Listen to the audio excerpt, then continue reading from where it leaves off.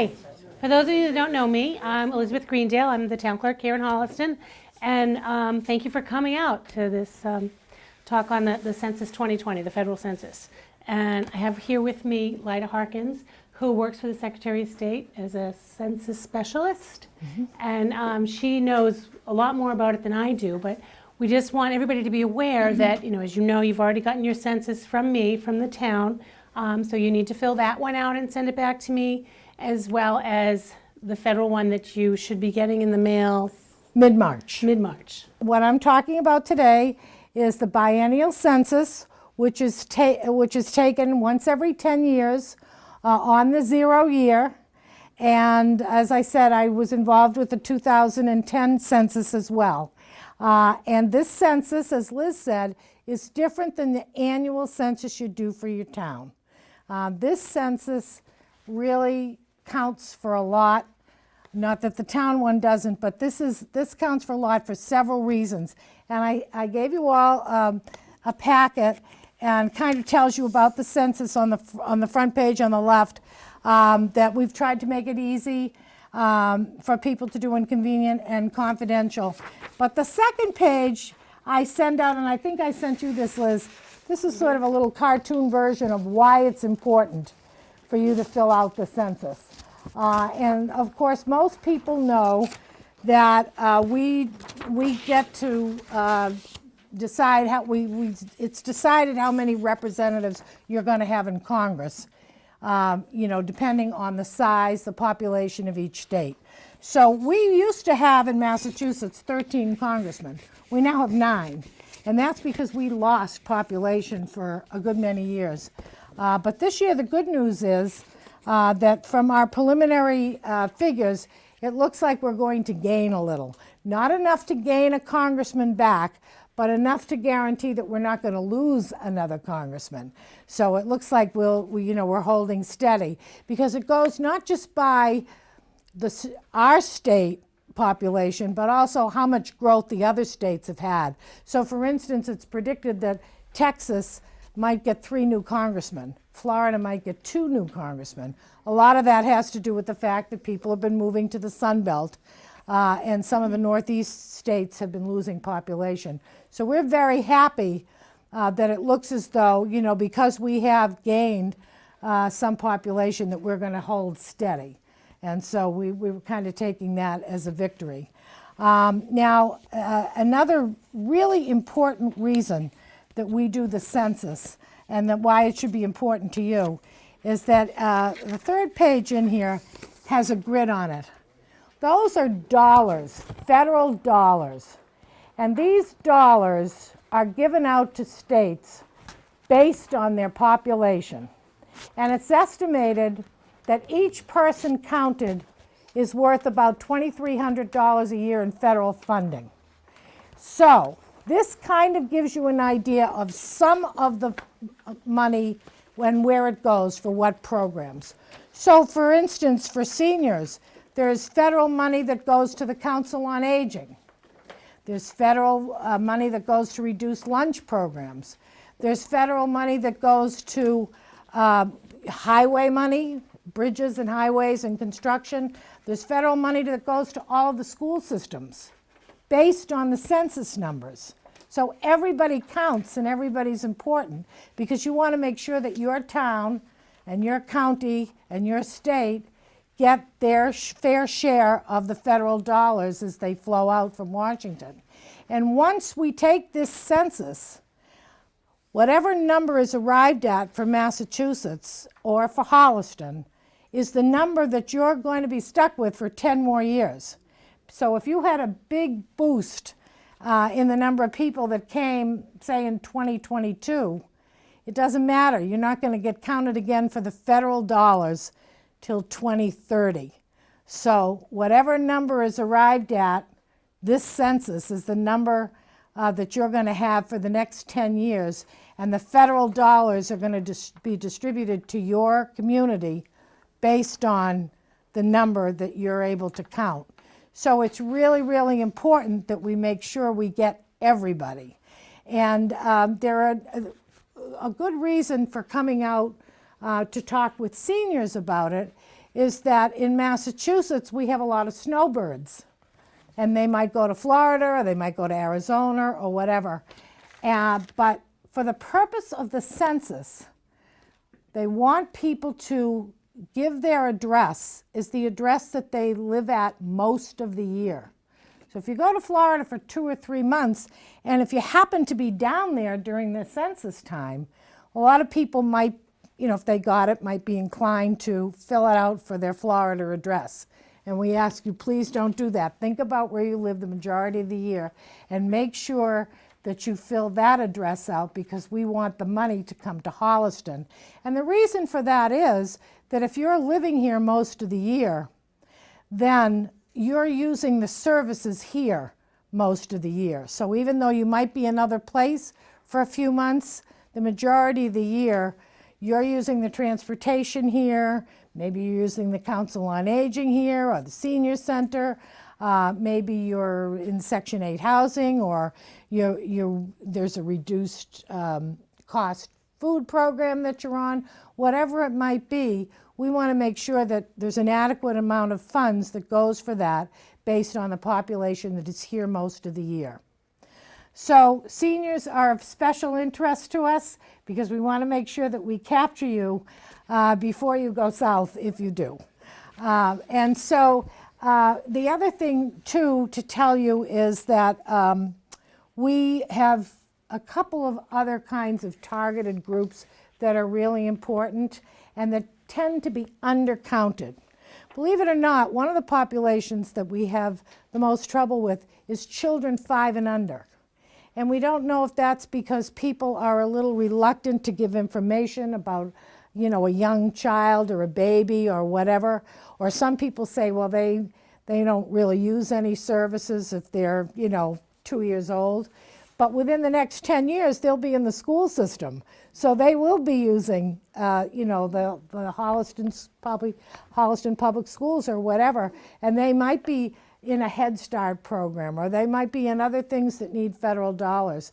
So we're, urge people to tell those that they talk with, make sure you count your young children. Another special population that we have here in Massachusetts are students, because we have so many colleges and universities. And April 1st is the official census date, but the count goes on usually through July. And so with college students, we tend to lose them because they leave for this maybe in May, early May or whatever. And so they get undercounted as well. And there's been a big change in where college students live, because we have something called a group quarter count. And group quarters would be places like dormitories, prisons, nursing homes, any place where people are in congregate living where they don't have their own address. And so most college students used to be in dormitories. Well, that's not true today. Most of them today are off campus, and so they have to self-report. If you have your own address, you self-report your census form. And so we have special teams that are going out early this year and we've spent the last couple of years identifying, with the help of all the college administrators, all the places in Boston and Worcester and Amherst where students are now living off campus, because we want to make sure we get out early to count them before they leave. And people ask, another question I get asked a lot is about homeless people, for instance. They get counted. We have a couple of days in January. We usually rely on the town officials to tell us, because most communities do a homeless count. I don't know if Holliston does one, probably not. Usually larger communities do a homeless count themselves once a year. So, we take some instruction from them as to where people congregate that are homeless. And 2 nights in January, all over the state where there is a homeless population, there are people that go out and count the homeless. And we want to count everybody. People say, why do you want to count people who perhaps are not citizens? Because if they're living here, and they're using the services, we want to make sure we capture the dollars for them as well. So this isn't about whether you're a citizen or you're not a citizen. This is about where are you living. If you're here and you're using services, we want to make sure that your community gets the money for that. So this year, for the first time, the census is going to be taken a couple of different ways. It's always been that you would, get a census form in the mail, you would fill it out, and you would mail it back. Well, for one thing, the census budget has been cut tremendously from the last time we did the census. So people were looking for, more efficient ways to count. And so they have a new program this year, and it's a little bit different. As I said earlier, April 1st is the official census date, but this year, for the first time, everybody is going to get a letter about mid-March. And when you get that letter, it's going to have a unique identifying number, and that number is tied to your address. That's because really the census isn't interested in keeping a lot of personal information or whatever. They really want a number, and they want to be able to distribute funds accordingly and make sure that you get the allotted number of congressmen you should get. So it's really about the number. So when people see that number, they say, well, what does that tell them? Just tells them your address. That's it. So when you get that letter, it's going to give you two options that you can do right away that day. You can either go online and fill your census form out online. When you go on, there's a site. It'll tell you the site, and then it will ask you to put in your unique identifying number. So you can do it online. The other thing that you're going to be able to do for the first time is you're going to be able to do it by phone. There'll be an 800 number. Again, it will prompt you. It'll prompt you about what language you speak. And so on the phone, there'll be about 12 different languages that people will be able to access. So sometimes you get a call and it'll say, if you want English, press 1. If you want Spanish, press 2, and so on. So there'll be lots of choices for people, Portuguese, Spanish, Chinese, so many different languages that they can just press in that number and they can give their responses in that. And the questions will come and they can give their responses in their own language. So you'll be able to do either of those things, either go online or go on to the 800 number, and you'll be able to do that the day you get the letter. About a week after that, you'll probably get a reminder letter reminding you that your census came and that you can go online or you can phone in. Then you're going to get a second reminder. And then after that, if they haven't heard from that particular address, you will get mailed the sort of the old way of doing things. You'll get the paper form, and you'll be able to fill it out on paper and mail it back. So some people, if there are lots of places in the state, believe it or not, where there's not a lot of internet access. And there are lots of seniors that don't use technology. So you can still go on the phone, but if you wait, and a few weeks later, the paper form will be mailed to you and you can fill it out the way that you traditionally have. Then you'll get another reminder if you haven't sent in your paper form. And finally, when all else fails, they will send out an enumerator or a counter. And those are the people that come knocking at your door and will ask you the questions at your door, because it is required and it's in the Constitution that we need to count everybody, and we need to be exhaustive in trying to get that information. So the paper forms will probably go out towards the end of March or the beginning of April. And then, probably by the end of April, people will start going out to count. So some seniors say, oh, I don't want somebody coming to my door. Well, the best way to guarantee that nobody comes to your door is that you either fill it out, online, on the phone, or send your paper form back in, and then nobody will be coming to your door. A lot of people ask about, the kind of security we have. And we've heard from all kinds of folks that have been working on this, that the cybersecurity is very tight this year and they really think that it's very safe. And then some people say, well, what if I filled it out and, you know, maybe in Florida and I didn't realize I was supposed to fill it out, and then I go home and I find it in the mail. What if I fill it out in 2 different places? There's an internal mechanism that will sift that out so that everybody will only get counted once. Because don't forget, you're going to have that unique identifying number. So if that number comes up twice, they're going to know that, you know, you've done it twice, and they'll look at try to determine where you, you know, where you live most of the time. And, you know, there are all kinds of special situations. Some of them are included in your folder. For instance, we have kids that maybe, you know, their parents have joint custody, and they spend half the year with one and half the year with the other, and where do you count them? And usually it's, again, where you spend the majority of your time. But, you know, sometimes it's divided right down the middle. And then it officially is, where are you on April 1st, which is the official census date. So if the child is at one parent or the other or someplace else, then they get counted in that place. And the other thing that's really important for you to know is, and it's important, and I'll give you a couple of examples, but the information that you give about your address and phone number, whatever they might ask you for, cannot be shared with any other local, state, or federal agency. That includes ISIS, the people, you know, who determine about who can stay and who can go and who's legal and who's. This information cannot be shared with them. It's very confidential, and as a matter of fact, it's against the law for those folks to solicit the information.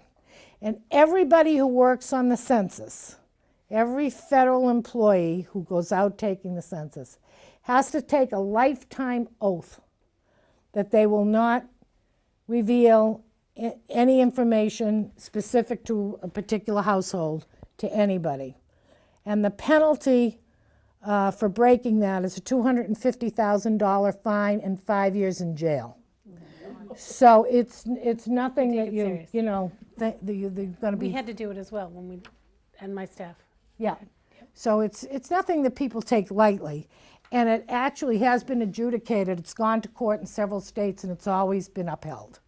So you know, people that are involved in the census really can't share that information. It really does have to be confidential. Now, you might say, you know, unless you're maybe here illegally or something and you're worried about ISIS, that a lot of people, you know, in some of the cities that have a lot of newly arrived people worry about that. But there's also another couple of groups that worry about that too, college students being one of them. Because they might rent a place, and you're not a college town, but they might rent a place and they're going to say, well, we're going to have 4 students live here. And then they might have 9 students living there, right? And so they're afraid that somebody from the community, you know, the city or the town or whatever, is going to report them to the zoning folks. And, you know, then they'll come out and they'll throw the kids out and everything. Can't be done. Because the folks on the zoning board of appeals or whatever it might be can't ask for the information, and the Census Department can't give them the information. So, you know, people worry a lot about that, and we have that question whenever we go on to a college campus. You know, the kids will say, well, can the local authorities find out about that? And they can't.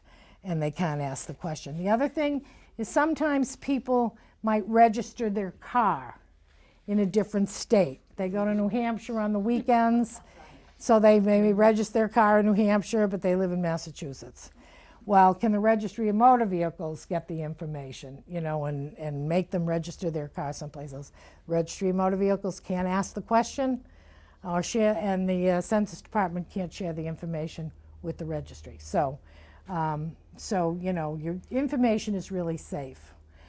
Another question that we get asked a lot is, there used to be a long form and a short form of the census. And every so often somebody would get a long form with a lot of questions, maybe about, you know, how many bathrooms you have in your house, or very, very specific questions to a particular household. There's only one form now, and it's what was known as the short form. The long form is still done by the Census Department. It's called the American, do you know the name of it?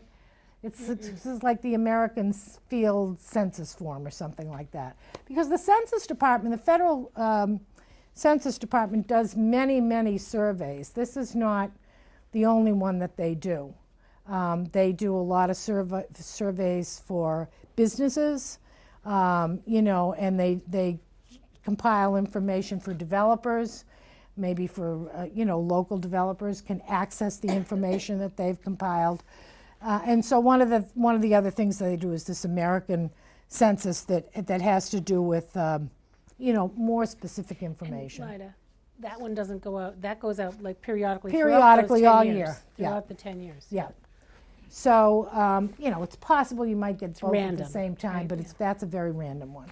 So, you know, but the one that is the most important and is required by the Constitution, since I believe the 1700s, is this biennial census form that's coming out mid-March and will finish up in probably by the end of April, although the counting will go on a little bit further as well.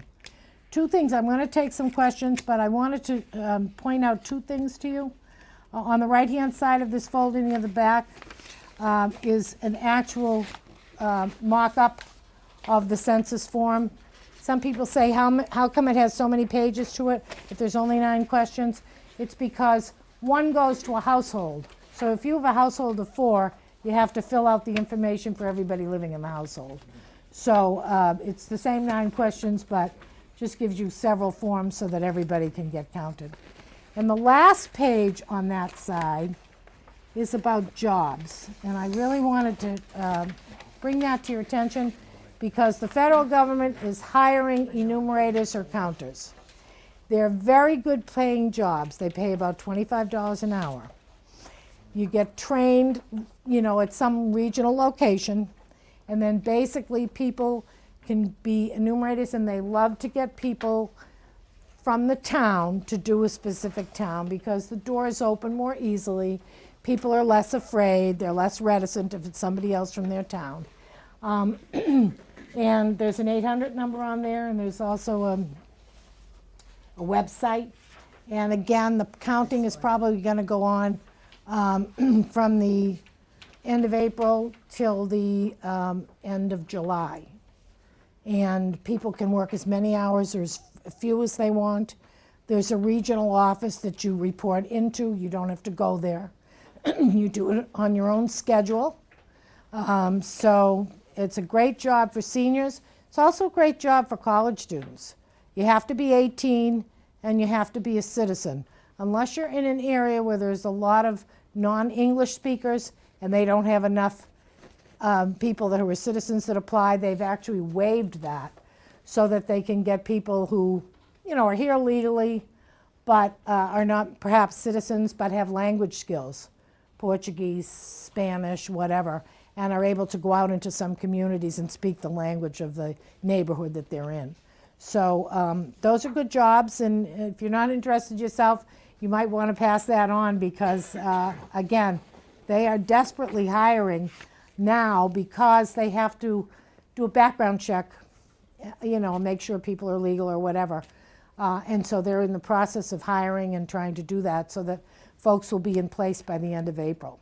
So do me a favor, make sure that you share this information with folks. I mean, I think the most compelling reason for answering, of course, it's your duty, your civic responsibility. And of course, it is going to determine not only the number of congressmen, but it's also going to determine changing the borders of precincts, which Liz has mentioned, because you might have a big development someplace that wasn't there, you know, 10 years ago, and that might make the precincts uneven. So it's going to determine the state rep districts, the state senate districts. You have open town meeting, correct? Mm-hmm. So we have, where I live, we have elected town meetings, so those are in precincts. So all those lines and everything are going to be drawn based on this count as well. So there are all of those reasons, but the most compelling reason is that there's $22 billion in state aid that's going to come here as a result of the census. And let me give you a couple of examples very quickly. Plymouth undercounted last time by 1,000. So they have gone to town down there. They've had a lot of growth.